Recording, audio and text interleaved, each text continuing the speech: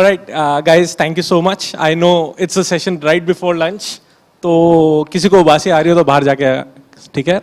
And we'll try and keep it brief. And I know it's an exciting topic. I'm also very excited by the panel that we have here. It's a very well-rounded panel. So I really look forward to the conversation. Giving a quick background about what we do at Doxper and what we do at Uncover. In Doxper, we work in healthcare and health tech. So with Doxper, we're actually digitizing, doctor prescriptions. We're one of the largest, platforms in the country. We're doing about 3 crore odd prescriptions that we've digitized so far. And as Uncover, we have a skin and hair brand where we're using technology and services as a mix to make people look and feel better in their own skin and hair, right? So to begin, what I'll suggest is, of course, it's a topic which has caught the imagination of the world. I don't know whether it's warranted or not, but it has. And, so there's so many dimensions that we can take around it. So maybe before we dive into that, a quick introduction for everybody, giving your background so that we can then round the conversation around it. Yeah, Sushan? Hello, everyone. Really nice to be here. So I lead the engineering and product team in Absolute.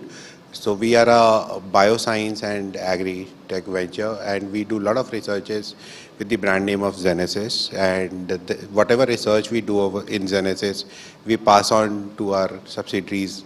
So we have one of our subsidiaries named Upaj, wherein we cater to farmer-centric ecosystem. Then we have another subsidiary named DigiSafe, wherein we empower the rural industry market with insurance ventures. Then we have a subsidiary named Inera, wherein we empower the agri-tech ecosystem with agri inputs, predominantly biofertilizers. Then we have a subsidiary named Silk Route, which helps in trading ecosystem. And then we have an enzyme ecosystem, which we help in delivering the enzyme ecosystem across various parts of the globe. So our prime focus is from India to the world, is what we always thought of. And in these researches, we have done a lot on the AI ecosystems in agri space and as well as in the bio space, and probably we would be discussing about it during this conversation. Thank you. Hello everyone, this is Tushar Bhatnagar this side. My niche is around the deep tech space, and one of my startups is vidBoard.ai. At vidBoard, I head the engineering and R&D division, and what vidBoard does is we are leveraging deepfake synthetic media to create digital variants of yourself and consume that like an end video. So it's a digital video creation platform, and we have voice cloning, a lot of several templates leveraging AI, and our end objective is to get into filmmaking. So if we are able to crack the end-to-end pipeline to convert a regular text response into a final movie, that'll be a great thing for us. So that's more about me. Good afternoon, everyone. I am Akshit, co-founder at Expedify. Expedify is a marketing and technology company that do provide the solutions for the businesses who are on Shopify, tailored for Shopify. So we do have our own CDXP platform, customer data and experience engagement platforms. We also provide services like digital marketing and craft the personalized experience for the customers' brands who are on Shopify. Thank you. Hello, everyone. So I am Praveen Gupta, co-founder and CTO of WiJungle and Usto. We are a national award winner cybersecurity startup. So in WiJungle, we are dealing with government, and recently we have started a new company called Usto. There we are redefining cybersecurity for startups and SMBs. So if you need cybersecurity, you'll come to us, and that's it. So it's a one-stop platform. Thank you. Wonderful. Thank you so much. And so that we can wake up the room, let's start with the use case of AI, which is, I think, most notorious, deepfakes. ठीक है. So the first thing that Tushar had told me was कि बैठते ही पूछना कि मैं यहाँ पे originally बैठा हूँ कि मैं सिर्फ यहाँ पे AI के through अपने hologram से बैठा हूँ. So two questions for you to begin with, right? So one, of course, around how do you see this entire landscape and of content creation changing? And second, I think it is also a corollary of what I said. How do you now start thinking about what is real versus not? I think वो एक सबसे बड़ी जो implication है is something that, whenever there is a new wave of technology, and it doesn't matter what that new wave is, there is an unknown attached to it. And I remember when we were starting to digitize even healthcare, तो हर doctor का पहला जो response होता था that used to be कि अब ये technology आ गई, अब प्रलय आएगी, right? And I don't, and I've seen it now across different use cases. Whenever there is a new wave, whenever there is a new technology, it always starts with a defense, as a response. So the biggest problem that people right now feel is how do we kind of discern what is real versus what is not? So your thoughts on both those things, right? So how the content creation is going to change, and then how do I as a consumer start thinking about what is real versus what is not? So I'll start off with answering the latter question first, and that is our general opinion towards deepfakes, or how this technology is creating a ruckus, or is it adding some merits around the world. So if you ask me, in my personal opinion, I have been actively following how the European Union and other countries out there are formulating their theories around what should be the ideal way of regulating such a technology, or how exactly are we supposed to really control it. So both these questions literally go hand in hand. I wouldn't say it's like one is different from the other.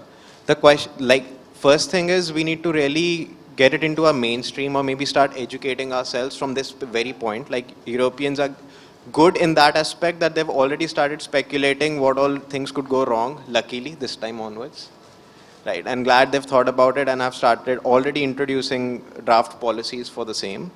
We in India, at the same time, maybe are already discussing those. We are a bit different from it because we are onto the creation space, so we are a bit away from policies as of now. So my personal opinion is that we should be much more educated, like what all technologies exist, what is to the extent to which they can be misused or mismanaged. For example, we correlate that with an example of ChatGPT, of how people actually misused it for their resumes, or for writing their SOPs for the university admits, or dissertations and whatnot. But what they didn't realize is that AI makes mistakes. It did make mistakes, they really did get caught. So all the students who did all these things, they really had to answer for those. Some of them had to do their resets and whatnot. All of this was in the news. So now that we know such things can happen, we need to be a bit mentally prepared. That technology is already here, as he mentioned. Obviously, there are going to be some repercussions. We need to adapt to those repercussions. So every individual adapts to technology in a different way. For example, if it's my parents, I built some new tool. Obviously, I'm expecting them to use it as per what I want, or use it based on what my intention was. They may not do it. The way they think or the way they adapt to technology is different. Similarly, leaving aside the example of parents, be it everybody in the audience, amongst ourselves as well, in our own domains, we do not know how we're going to adapt to technology, and this is exactly what we need to work on. So the policies which I feel are, our reaction being defensive, or feeling that, AI is not my cup of tea, or it's not a point of concern and so on. It is a point of concern. We should work on the policies, and we have to define strategies on how we get adapted to this technology in our mainstream aspects. For example, if it's policies and decision making, probably AI can analyze every historic information over the years, help you with better policy making and decision making. Like, why do you have to sit and start from scratch when you can evaluate what all mistakes have been done in the past? Right, so that can be assessed. And when it comes to content creation, the possibilities are limitless. Like, for example, I am barely a content creator. I don't like writing content, and that is where AI helps me. Similarly, if it's about creating my own videos on Instagram, I'm not an influencer. I'm not photogenic.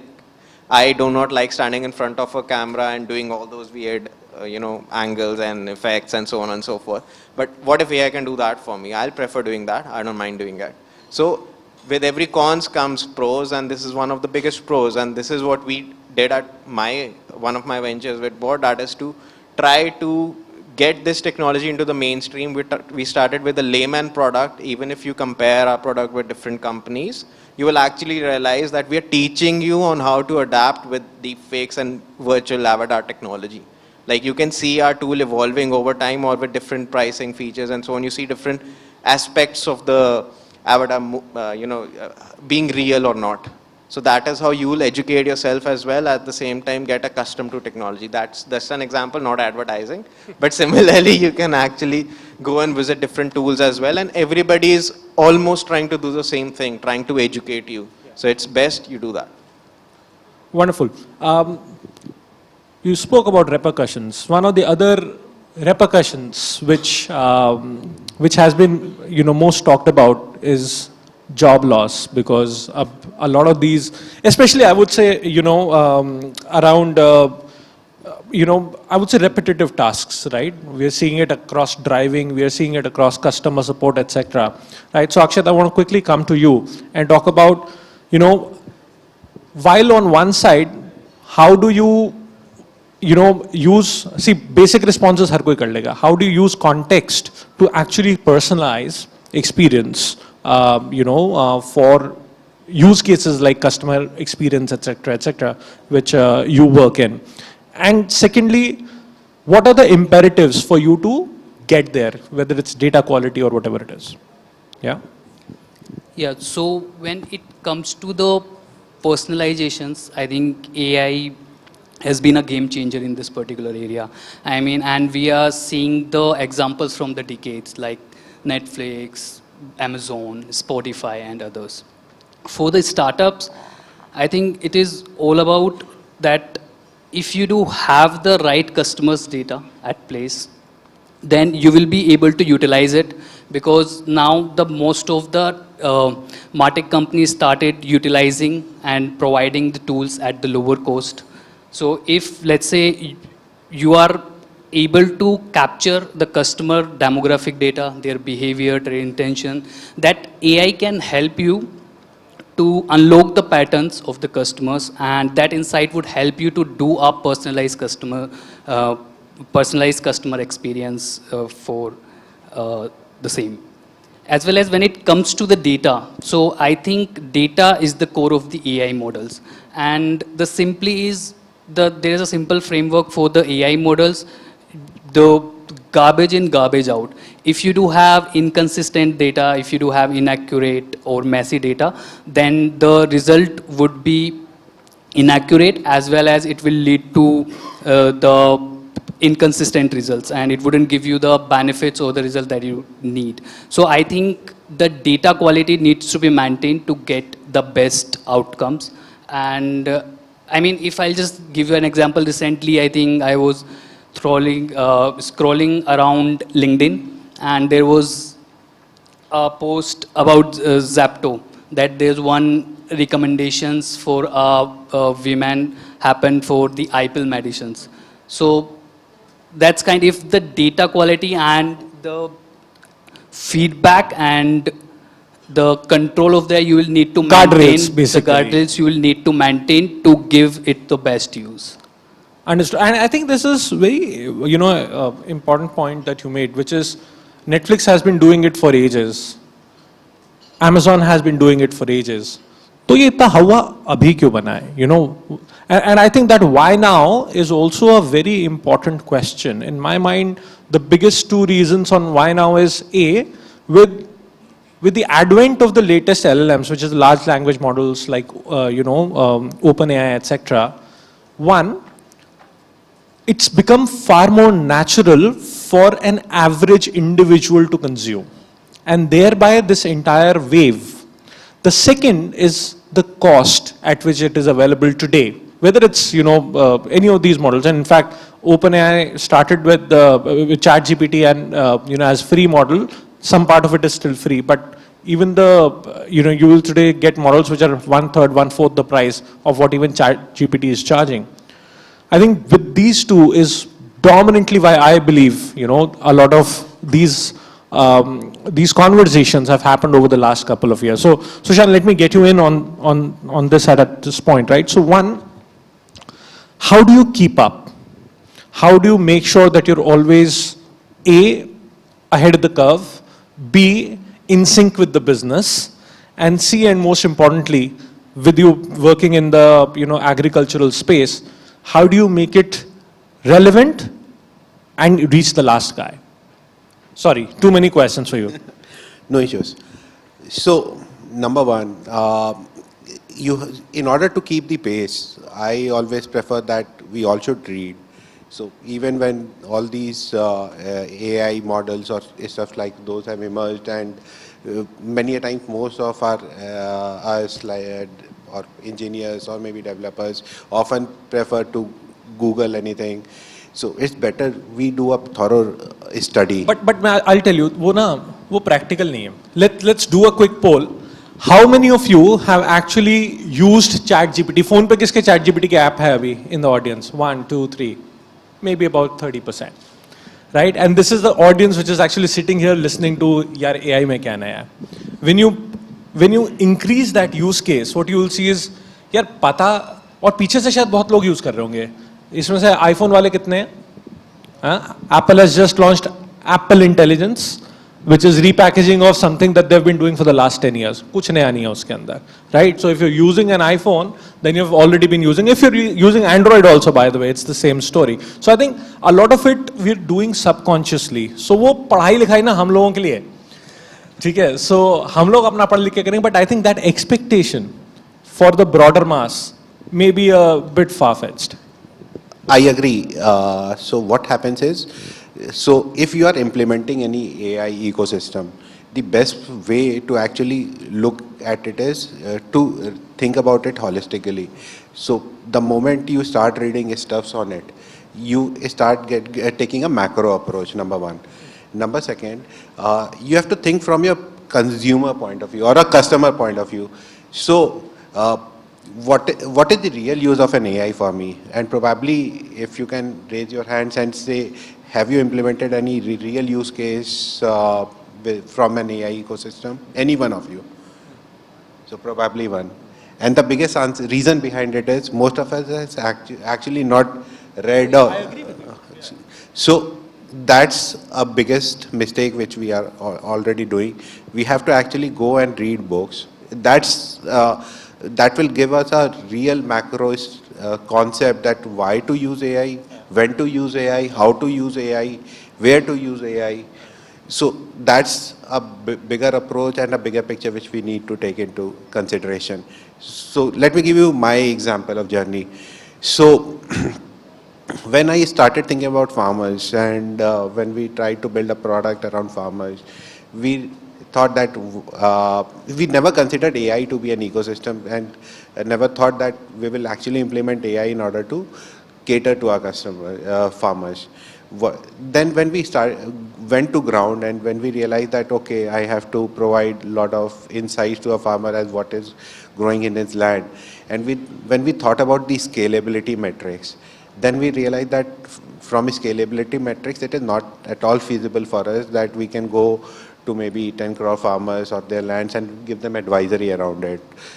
And that was the point of thought that and I was actually reading books at that point in time as a matter of interest. And then I realized that, okay, there are a lot of satellite imagery data which we can actually capture. And then they start using those satellite imagery data and then provide a communication channel to a farmer. So that was the thought process from where I started off. And when I started doing executions, and then where AI actually came into picture, that okay, now there is a piece of AI which I can actually encapsulate onto it, which will actually help bridge the communication gap in between us as an organization and farmers as an individuals, and it will actually help them in providing a better advisory services, better SOPs, better forecast ecosystem, better market intelligence as what is going in the market, so on and so forth.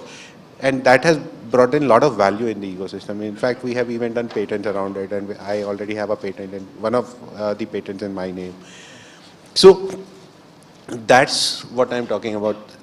So reading helps a lot, and I've seen many, even if you talk about Narayan Murthy or any of those successful people, they will always talk about reading books. Of course. Yeah. So, and another thing is always think about your customers first. So many of us actually think on a reverse manner that, okay, there is a technology, maybe an AI technology, how to implement AI technology for a customer. It should be a reverse manner, that what a customer needs, and in his journey, if there is a requirement of an AI or an ML, only then implement it. Otherwise, do not implement it, because that will have a financial consequences as well. Implementing AI or LLMs, creating another kind of an ecosystem, actually burns a lot of money. So burning money, getting funding is not the cup of game. The real cup of game is how you actually impress your customers and how they use your product. And the moment they get fascinated with the product, probably that's the best piece. Wonderful. Switching gears. Praveen, how do we protect against it, right? So of course, in this one, of course, with the advancements and everything that we're doing, of course, by knowing, reading, understanding, badhiya hai. But I would still say, institutionally, how can we bring in measures to ensure not only, and I would say it's not really only limited to AI as a use case, I think even broadly so, how should one think about security? How should one think about, upgrading their own self and their own systems, especially when a lot of the things around hacking, etc., are starting to become much more accessible and much more easier. So first, deep dive into the challenges. Okay, so main challenges are, let's say from this startup's perspective, the main challenge is they are getting phishing attacks. Okay, they are getting cyber breaches. So recently, I've encountered one case where the finance guy got a call over WhatsApp. Okay, so the CEO was telling him, please send this much amount to my account. Okay, so that was a deepfake video.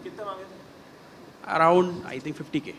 अच्छा, Startup. मेरी company में सबसे 500 रुपए लिए, मैं अगर इज्जत तो रख लेते यार कम से कम. I mean, लोग 2000, 2500, these kind of. सीओ की औकात इतनी होती है. हाँ. So these type of challenges are coming due to AI. Okay, another one is bot mitigation. Let's say you have a website, because each and every startup now digital native is going on. So each and every startup will have a website. Okay, if their website is breached, let's say you are on e-commerce and your website is breached. So your data is everywhere. Okay, you may be shut down because financial losses are there if you are a fintech startup. So financial losses and data losses may be bigger. Okay, so in the US, I think there is one law. So one startup was there and it got hacked. So you have to, as per US regulations, you have to send each and every customer a postal message that this breach has happened. So that startup got bankrupted even. Okay, so this is from the startup perspective. If you talk about personal individuals, so we have identity fraud. Okay, so these are the biggest challenges: identity fraud and phishing. These are phishing, wishing, means voice over the call. So that is also a big challenge. How do we solve it? So definitely, as earlier members have already mentioned, knowledge is the first part. I think it should be taught. We should have some sort of courses or some sort of lessons from the beginning. That is from class 4 to class 5th. So we should have started something from the bottom up. Okay, so that is the first challenge. Second, we should be incorporating some sort of cybersecurity into our system. It may be free. Okay, so we have started something for startups. So Usto is there. So you can incorporate those solutions into your daily use. Okay. Other thing is, since due to AI, SaaS has come into the picture and it has become cheaper. So I think each and everybody should use some sort of security measures into it. Even if it is free. One Cloudflare service is there, which is free, means even if you change your DNS to 1.1.1.3, so you won't get any ads, you won't get any threats. So basic measures should be taken into place. And next is, I think government should follow through it, and they should provide more regulations. Regulations are provided for fintechs, not for for individuals and startups. So those regulations should follow on for them as well. Wonderful. Let's now, I think what we've been talking is more AI in general. And I think I'll now open to anybody who wants to, give your thoughts on this. If we now zoom in to now the ecosystem in India, right? Ki globally, we know a lot of things are going, and a lot of things that I think everybody around here is also building on, on the panel is from India for the world. Where are we on the spectrum, and what do you think needs to change for us to be able to? We're definitely not the leaders. Let's all agree on that, right? So what is it that is missing, and that we can do or we can help do, so that we can change that and become one of the leading contributors to the ecosystem globally? I would suggest that we should start adopting these kind of technologies. There could be a probability of failure or maybe a success. That doesn't matter. But probably even if we start using small pieces of it, that would lead to a great success.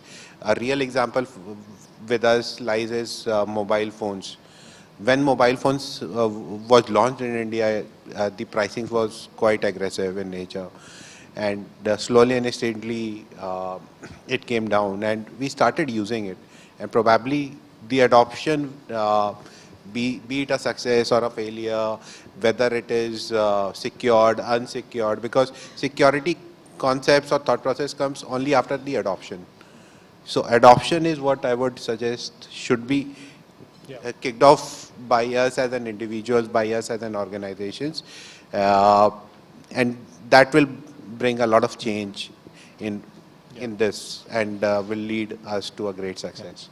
Tushar, I remember, just before the panel, we were also talking about how many countries, and I think you took example of Israel there, is actually helping build this ecosystem. Why don't you talk a bit about that?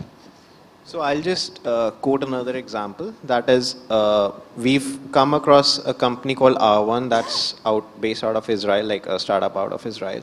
So it's a state-sponsored startup altogether, and they've actually released all the news channels across the whole of Israel. They're actually using those deepfakes and avatars to produce the content at scale. So none of them are actually present there, but they're using it. And at the same time, we do not know to what an extent those are globally available. Like it can be, like right now, if you're visiting BBC or any other news channel, we do not know whether that technology is already out there or not. So such kind of things are possible because of the state's intervention and how people are aware of these technologies.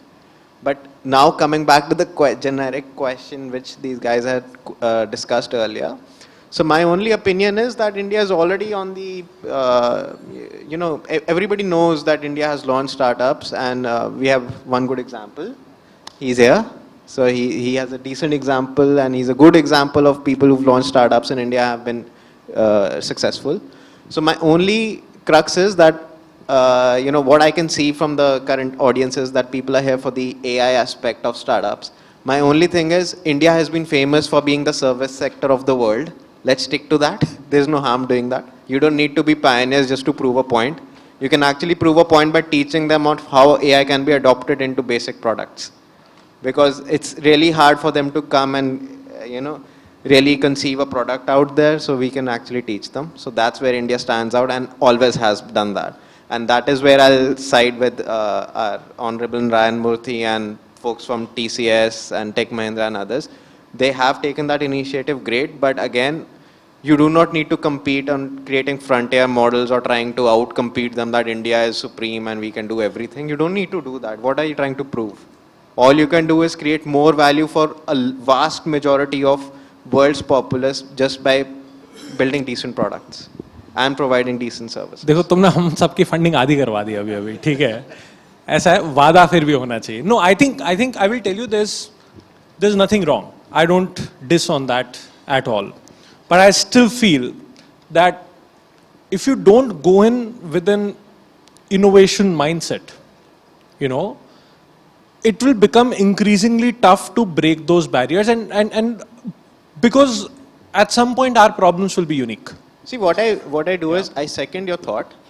Issue is how do we approach that mental consensus? Abhi we'll have two sides of opinions ki ideas nahi chhodne chahiye, ek side services nahi chhodni. I feel India is a country of jugaad. Unless you know how to solve a problem, you won't conceive an idea. For example, they are working for you're working on layering on Shopify, right? But why did you come up with a SaaS product? Because you knew what happens, how Shopify lacks, correct? Basically, in the last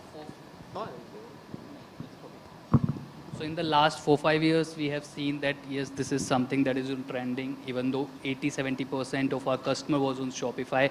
And we felt there is a problem while connecting the Shopify with the customer engagement platforms. And we were seeing that there was less of the result that they were providing. And it is easy to use. So we have focused on one area, and then we have. And this is what I meant. No, I love that. See, this is still... See, I'm saying that it's not about, you know, कि हम कुछ नया नहीं करेंगे. No, you know, it will always kind of, the moment you start thinking solution first, you will always make things, and I'm all supportive for that. In fact, you know, a lot of the SaaS that is being developed today, not only in India, across the globe, is actually going with increasingly now specific problems. Right वो ज़माना चला गया जब मैं सिर्फ एक you know HR solution बना दूंगा, मैं एक फाइनेंस अकाउंटिंग सोल्यूशन बना दूंगा. That problem has been solved. If we were doing that then, so let's say you know Zoho is a great example of a company being built out of India. Not the pioneers, but what they did brilliantly well was they built a lot of these verticals and then horizontalized it. That is again the innovation that they brought in. But if I want to build a Zoho, another Zoho today, it'll take just too much time and money and will not give me the relevant returns. But if I start building for specific use cases, that's still pushing the problem forward. Yep. I have one more point to add. So we are the youngest generation in the entire world. So that would be there for next 30 years or so. Okay, so this is our time. If we don't innovate, if you look at US, so why they are at the number one? Why they are the superpower? Because they are continuously innovating. Okay. So every new technology comes from US, maybe due to H1Bs, but it is coming from there. So I think the underlying problem lies in our colleges, because people are doing PhDs and they are doing MTechs, and they are of absolutely no use. Okay, means they are faking it. People or the degrees? Both. Both. तो मेरे भाई तुम politics में जाओ, ठीक है? गलती हमेशा पाकिस्तान की है. Okay, so I think we are done with time. एक successful moderation तभी होती है जब कम से कम एक झगड़ा हो जाए. तो I think that I have achieved. So thank you so much for being so patient. I know the lunch awaits all of us. Thank you so much for such a lively debate for whatever time we got it for, and making the time. Thank you so much, guys. Thank you.